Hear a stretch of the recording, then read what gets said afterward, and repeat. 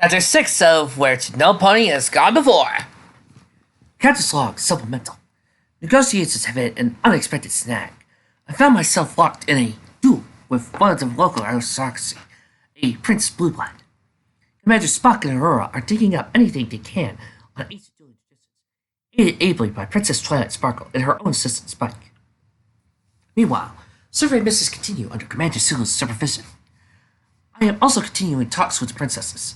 Hopefully, I will be able to defuse the situation. Spock sat at a table of one Carolot Royal Library study rooms. Table almost groaning with ancient tomes. He flipped through the pages, eyes missing nothing and brain categorizing everything he read. Twilight walked over, 3 books flying beside her head. Okay, I think this is everything the library's got on the ancient dueling traditions of the Unicorn tribe.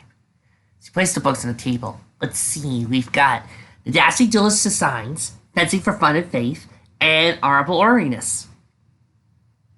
Spock eyes an eyebrow. Fascinating. Twilight leaned forward. What is? Spock picked up the Dashing Duelist Designs and opened it up. 95.7% of all the books you have brought me have literary titles, Your Highness. Twilight slowly nodded. Oh, right. It's a memory device to aid in remembering the titles. Complex spells also have the same thing in their titles as well.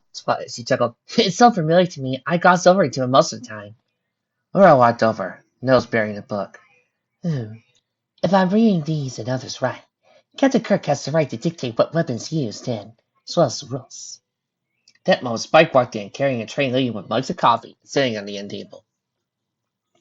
Well, in that case, why not just use phasers at 30 paces and settle in one shot? Nora opened her mouth, but looked at Twilight before speaking. Is that allowed? Twilight scratched her temple. I don't see why not, she suddenly groaned. But then again, that would mean Blueblood would get a phaser too. She looked at Aurora's midsection and the phaser pistol hanging off her belt. How hard is it to learn how to use one of those things? Spock shook his head. An admirable idea, Mr. Spike. But Starfleet regulations forbid an army civilians with phaser weapons unless there is a dire need. I am sorry. I'm afraid in this case, phasers cannot be used. Spike got out of ground and kicked at the floor. Delight. Sorry, Mr. Spock.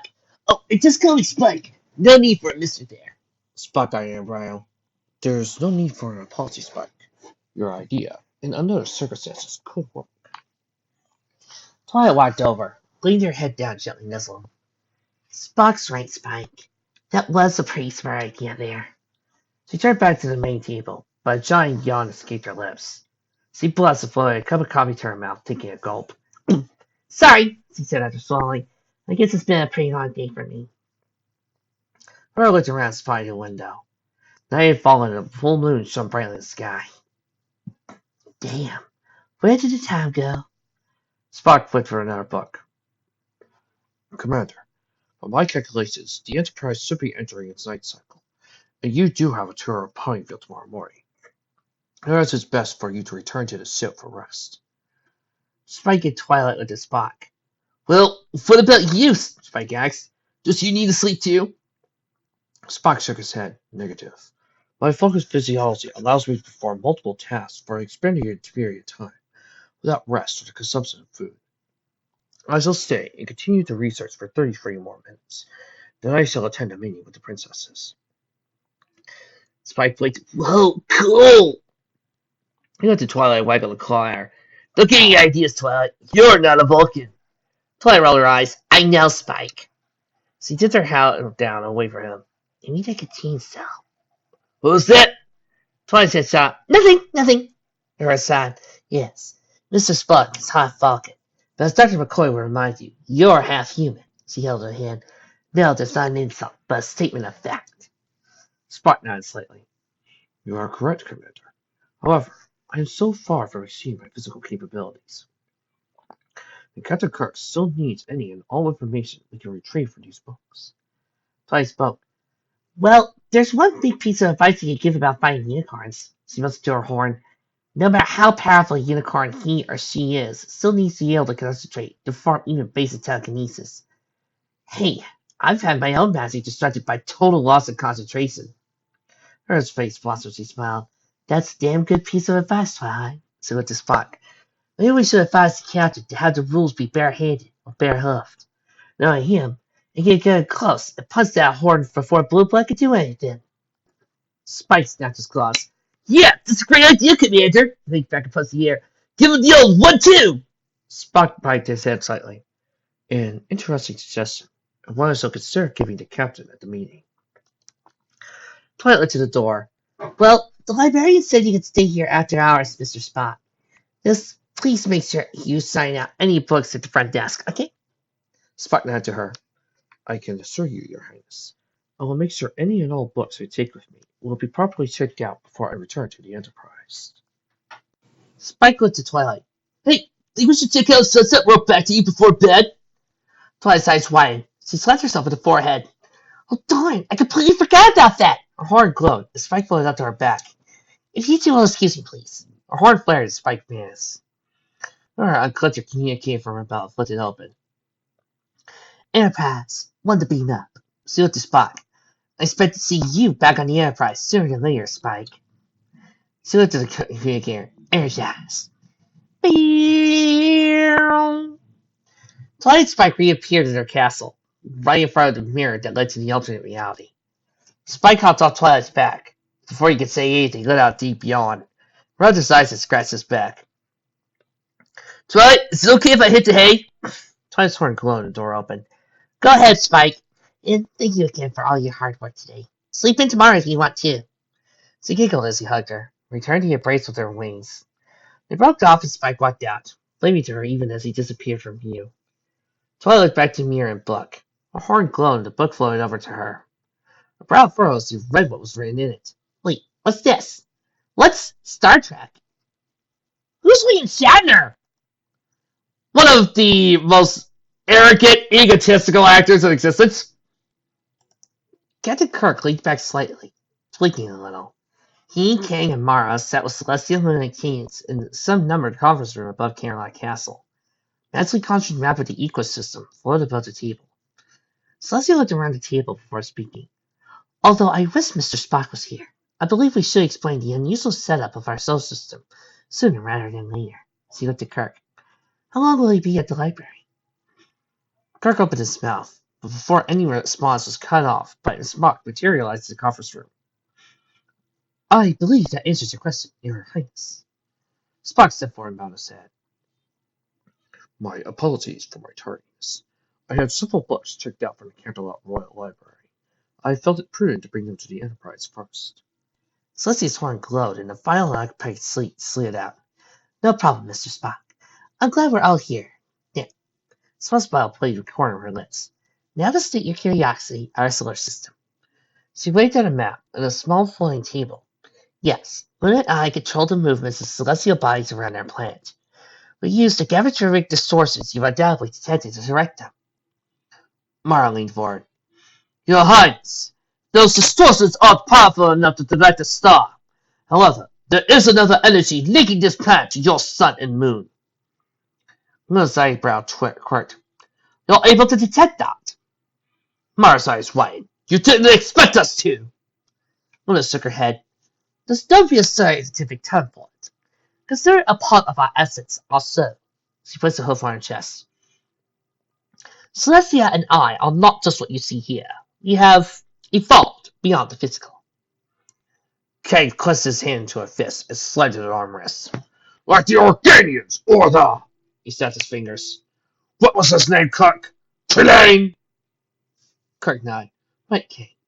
Listen to the map. Your Highness, is it just control, or do you and Luna embody sun and moon? Celestia nodded to him, smile widening.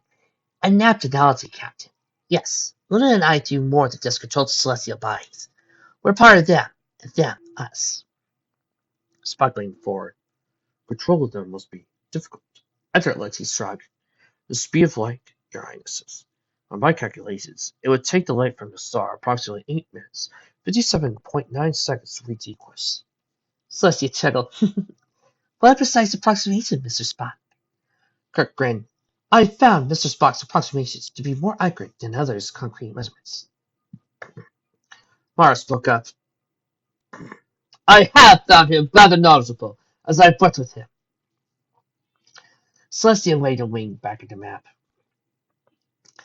Well, since a part of me is in the sun, control's not difficult as you think, Mr. Spock. A voice boomed down in the middle of the room.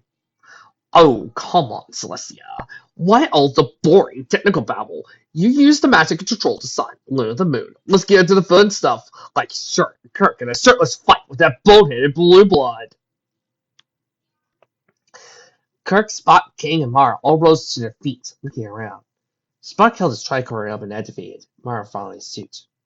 I am unable to detect the source of the voice, Captain. Kirk went to the princesses, who were both blushing and sinking down in their seats. Something tells me you weren't expecting anyone else to show up. Celestia grounded and leaned forward. To be honest, I was wondering when you show up, Discord. Kang's hand went to the structure on his belt's holster. Discord! Flash of light lit up the room as Discord teleported in, flying right in front of Kang. He bowed, spinning about in midair. Why, hello, Captain. He stopped spinning and upside down extended his hand. How positively delightful to meet you. Kang crossed his arms. I presume you are Discord. He looked him over. What species are you? Discord rolled his eyes around their sockets. Oh dear. He rotated around once more, ending right side up. Although the technical term is Draconicus, I don't like to limit myself to such stilified manner. A Discord. I'm unique. Luna rolled her eyes. You're a royal pain in the flank. Discord turned and pointed at her, but stopped. Yeah, you got a point, Lulu. He snapped his claws. A lit cigar appeared in Luna's mouth. A bottle of wine appeared on the table in front of her. Celestia forced a brittle smile on her face. Captains Kirk and Kang? Mr. Spock, Miss Mara, this is Discord, a being that abides chaos and randomness. Beyond that, he's somewhat hard to describe. Discord waved an arm in the air, bowed. My dear Celestia, a higher compliment you cannot pay to me. Kirk's jaw canted to the right. Well, it's certainly an interesting way to introduce yourself, Discord. Discord spun around to face Kirk, head twisting around a dozen times. He finally held his front limbs up, pressed it to the side of his head, stopping it. Then he turned his head to face Kirk. My dear Captain Kirk, you have no idea how glad I am the Federation made contact when it did. Kirk looked Discord over. Really? Discord nodded, leaning close. Dear Princess Sparkle was about to lock herself up in her castle's library with Spike and do some massive reorganization or something for minuscule amounts of efficiency. He rolled his eyes around his head. Auras falling out of his mouth, bouncing onto the floor and onto his eye sockets. Chaos knows what I wonder had it done then. Spock arched an eyebrow. Fascinating, Captain. It does not register on my tricorder. Mara held up her own scanner. Nor mine, Spock. She turned her head to shot left as Discord was by her side. She shied, let go of her scanner right hand, pulled out the structure and fired at Discord's head. A steel wire shot from the emitter, washing over Discord's face, matting his beard down. He held his hand to his forehead, slewed. Oh, my dear Mara, I had no idea you felt that way. Kang placed a hand to Mara's structure and pushed it down. A good shot, Mara. Not a good idea to take it, though. Looked to Celestia and Luna bowed his head. I take full responsibility for her actions. Celestia and Luna exchanged a look. Celestia turned to Kang and Mara and shrugged. Truth be told, if I had a bid for every time I wanted to shoot Discord, I could buy both Earth and Kronos and have enough left over for some cake. Discord held up a claw, but stopped and shrugged. Can't blame you too much there, silly dear. Looked at Kirk and King. I bet you two have so many questions. Where to start? Spock darts an eyebrow. Fascinating, Captain. He is rather reminiscent of Trelane, at least in his level of maturity. A teacup and a saucer appeared in midair. Discord snatched the cup, took a sip and spat out. Me. Reminiscent of that bragging little half-pint. Please! I am the picture of refinement and maturity. He pulled back the part of his fur and reached into a dark hole. And if you believe that, I had the deed to Sherman's planet here somewhere. Of course, all these references popping out of nowhere. Some of these people probably aren't going to get, but heavens knows Legendbringer is. Shut up, Discord! Kirk rolled his eyes and leaned heavily on the table with one hand, while massaging his forehead with the other. I hope your antics will be somewhat limited, Discord, or at least relatively harmless. Celestia shrank down delightedly in her chair. Discord snored, disappeared and reappeared right alongside witness stand. Another person still stood in front of him and held out a book. Discord placed one paw and held the other up. I won't lie, Captain. I was a physicist statistic monster. Other sapient beings were my playthings. I twisted reality like a were taffy. All for my banal, base amusement. I offer no offense for what I did. Ken crossed his arms. I note you used the past tense there, Discord. That and Celestia and Luna are not in a blind panic either. You are better! But instant, another Discord appeared. Discord held up a microphone to his mouth as applause sounded out. Johnny, tell him what he's won! Discord suddenly dropped its arms. As seriously as I can, Captain. I suppose I learned all too well what it's like to be the victim, to be on the receiving end. A bit of friendship and kindness from those who had every reason to abandon me has put me down a better path. I'm still a bit wacky, definitely chaotic, but I limit myself to mostly harmless pranks nowadays. Spock arched an eyebrow. Fascinating. Discord chuckled. Probably the best reaction I could get from you, Mr. Spock. He held a paw. No worries. I won't try to break your emotional control. I'm not a Plutonian for chaos' sake. I'm a lot better than I used to be. Spock nodded. I am rather grateful for that. Kirk waved a finger in the air. So, Discord, how chaotic are you nowadays? Or even back then? Discord steepled his scissors again and leaned forward. Oh, quite a bit, Captain. I'd be all over the place, literally. Even now, I could go off here and there and everywhere. Kang snorted. Like a child fighting for attention. Discord turned to him. He moved forward but stopped. Well, yes, I suppose. Kirk exchanged a look with Kang, then Discord. I doubt you're as chaotic as you claim, Discord. Discord's head snapped around. What? Kirk barked aloud. Ha! You're right, Kirk. If you're as chaotic or random as he makes himself out to be, would he even be coherent? You play with some random gags and tomfoolery. But it's all to get the other's attention. Kirk nodded and waved a finger at Discord. Yes, Kang, you're right. This avatar of chaos is really just playing the fool. There's probably quite the calculating mind underneath his giants of random acts. Although they're not so random, are they? Luna arched an eyebrow. Very astute observations, captains. She turned her head. Without Discord? Discord held a paw and lowered it. Quite astute, he finally said. You're right. I do so love the attention. And when I didn't get it, I would force others to pay attention to me. Against their will and all that. Quite hard with me upon reflection. Spock spoke up. You mentioned earlier that you felt like what it'd be on the receiving end of such torture, Discord. Discord straightened up. His unruly hair replaced by a hairdo, eerily similar to Spock's own. Very good observation, Mr. Spock. I was. Celestia spoke up. Discord, you don't have to say anything. Discord slowly looked at Celestia. Smiled, genuine smile forming. I do, Celestia. These gentle beings deserve to know who and what they're dealing with. He held his hands up, and a window appeared above him. It was a Tirak that appeared inside it. I betrayed Equestria and all its citizens to aid a monstrous demon known as Tirak. He was attempting to acquire all the magic in Equestria. Mara spoke up. To what end? Discord struck. As it's been said, some people just want to watch the world burn. In the end, he tricked and betrayed me, stripping me of my own chaotic magic and imprisoning me. Kang snarled. Artless coward!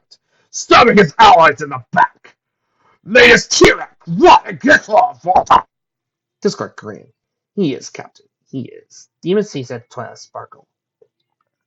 In the end, Twilight freed me, despite having no reason to, other than it was the right thing to do. Her stance in the window disappeared, and now I'm just trying my best to make up for past misdeeds. Kirk and Spock exchanged a glance. Well, it is rather admirable of you to do that, Kirk said. I just hope you don't take too much offense if we remain on our guard. Discord grinned. I'd be insulted if you didn't, Captain. I may pop into either of your ships, or I may not. Either way, I'll be seeing you. A door flashed as he assisted behind Discord.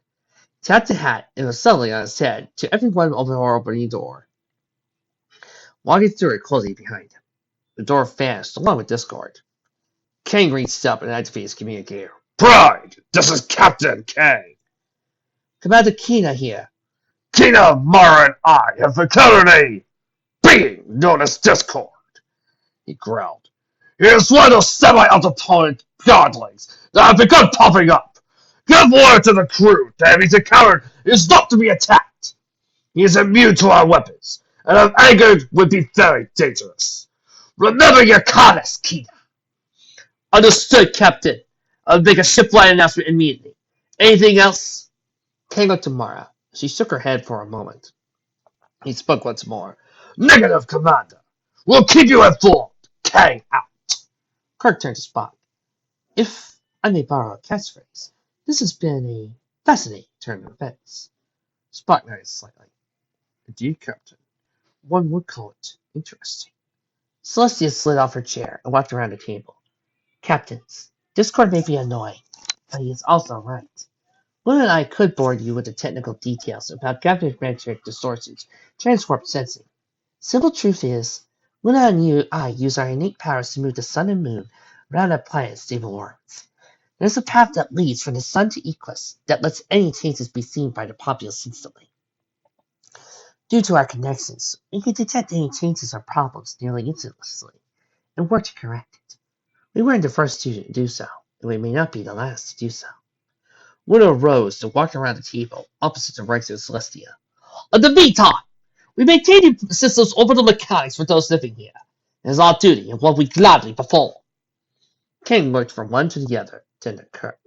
I suppose this is the best explanation we will receive on the matter, at least for now. Kirk half smiled. At least it's an explanation. He bowed to Celestia and Luna. Thank you for speaking with us about it. Celestia smiled, returning a bow. You are more than welcome, Captain. Spock, Mara, you are both more than welcome to continue your research. Ask any questions you wish to. Conduct any scans you feel necessary. Mara held up her tricorder and flipped it on. I will definitely take you up on the offer, Princess. May I take a scan of you? Celestia carried to face Marga. She leaned forward, tilting her head to the side. It won't tickle, will it? A look of Mara's confusion. She winked. Kidding. She let us start and shake her head. We lived as long as Luna and I have. A little fun is needed to break the monotony. Little barked a laugh. Yes, fun. I've rather come to enjoy fun over the past few years. It does sound to relieve stress. Kang grunted. I know the feeling. I think all those with power and responsibility do. Kirk slowly nodded. Spock and I have encountered other beings that express the same desire. He looked at Spock and waved his hand about. At the amusement park planet, the more advanced the mind, the greater the need for play. Spock slowly nodded. Not your exact phrasing at the time, Captain. But it does convey the original message. He looked at Luna and flipped his own tricorder open. With your permission, Highness. Luna stretched her wings out. Proceed, Mr. Spock. I'm actually quite curious to hear what your device will tell us. Spock held the tricorder up and slowly waved it across Luna's wings. I would have to download the scans into the Empire's computer for a thorough analysis. However, I am detecting high levels of energy flowing through discrete channels in your wings, horn, and hooves. Mara turned her head at Spock's words. As am I. She turned back, continuing to wave her tricorder over Celestia's body. After a few minutes, she sat and stopped. Thank you, Princess. This will be most illuminating. Celestia's brow furrowed. Mara, was that a joke? Steve slowly smiled. If so, it was a good one. Kang leaned his head back and laughed. Ha ha! We Klingons are not as joyous as some make us out to be. Kirk walked over to Celestia's side. Your Highness, as Discord brought up earlier concerning the upcoming duel with Blue Blood, are you sure there's nothing you or Luna could do to dissuade him from this course of action? Celestia's head drooped, while Luna unsuccessfully tried to stifle a snicker. I'm afraid not, Captain. You remember me mentioning the 3 times earlier? As not, she continued. To put it briefly, before Equestria, the ponies were divided among interracial lines, Earth ponies, Pegasus, and unicorns. He eventually unified into Equestria. Eventually, Luna and I came to rule over them. Kang spoke up. Did Discord have anything to do with you two coming into power? Celestia looked at him, smiling lightly. Yes, he did. She looked at Kirk once more. When Luna and I assumed power, we negotiated certain compromises with those still in power. Legal checks on what we can or can't do. And we will abide by those. One of them is concerning formal duels. Kirk's jaw canted to the right. Formal duels. So this is the one Blue Blood tells me to. Celestia's ears folded against her skull, her cheeks red. There hasn't been a formal duel like this in a very long time, Captain. As loath as I am to say this, it just slipped through the cracks. Kane barked a laugh. Ha ha! It's good to see that the monolithic bureaucracy is a universal constant. Celestia half smiled. Too true, Kane. Too true. Kirk held his hands out. Thank you for explaining, Princess. I'll just have to do my best against Blue Blood when the time comes. Kane's brow furrowed. Do I sense trepidation or even fear from you, Kirk? This is an honorable duel against a pompous idiot. He reached over and smacked Kirk on the shoulder. It won't be the most glorious battle, but it should be quite entertaining to see you win. Kirk stumbled a bit. He nodded to Kane, even as he rotated his arm around and massaged his shoulder and upper back. Thank you, although I prefer to not have to duel him in the first place. Celestia waved a wing down. As I said before, Captain, no matter the outcome, it will not affect negotiations with the Federation. Blue Blood tells you after insulting Rarity. It's on his horn. Her expression softened. Just go easy on him, all right? Kirk mustered to himself. Me? Go easy on him. Spock spoke up. Captain, you have dealt with far more of Jazer's opponents. I estimate you have a 93.76% chance of defeating him without causing any permanent or fatal injuries to him. Kirk looked at Spock. Spock, you do remember I grew up on a farm, right? I know what horses can do if they manage to connect with a kick. It's not pretty. Add any innate unicorn powers, it just won't be easy. Kane smiled. Nothing worth doing is easy, Kirk. Kirk looked at Kane, nearly returning the smile and nodding. Spock continued. I do, Captain. That's why I placed your chances so high. I've been conversing with Twilight Sparkle about how to negate unicorn magic. I should be able to prepare a brief training regimen for you tonight. Kirk walked over and slapped Spock on his left arm. Thank you, Spock. I'm sure it'll be a most thorough briefing. Luna cleared her throat, getting everyone's attention. As everything else then. She waited at the moment for any objection before continuing. Very well. I call this meeting to be adjourned. Captain Cook, Captain Kane, we'll see you tomorrow at 9 o'clock. Conference room 5 this time. Mara held up a tricorder. Mr. Spock and I shall be to the Enterprise tomorrow, 0900 hours. I have a feeling we have much to discuss. Kane stepped over to Mara's side. I shall be there, Princess. He had to be his communicator. Pride, tune to beam up. Looked to Celestia, then Luna, then Kirk. Tomorrow, I shall begin to show you the wisdom of allying with the Klingon Empire, and the glory that will await you by our side. Energize. Brrrr. Kirk pulled out his own communicator and flipped it open. Enterprise. 2 to beam up. He bowed to Celestia, then Luna. Good night, Your Highnesses. Tomorrow, I shall show you our side and what we have to offer. He looked back down his communicator. Energize.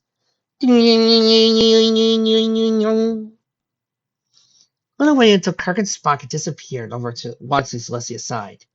Sister, I do believe they feel free if we have to choose one or the other. Teacup blew it over to Celestia.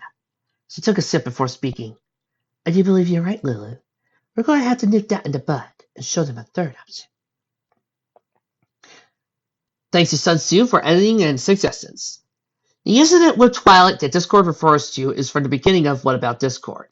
The events of this fic mean that episode NEVER HAPPENed!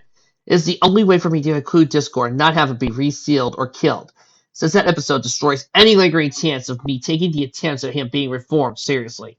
That's all I'm going to say on it. Unless you want 30 plus pages of Striker's ransom ranting here. Hey! Do what you want! I don't care.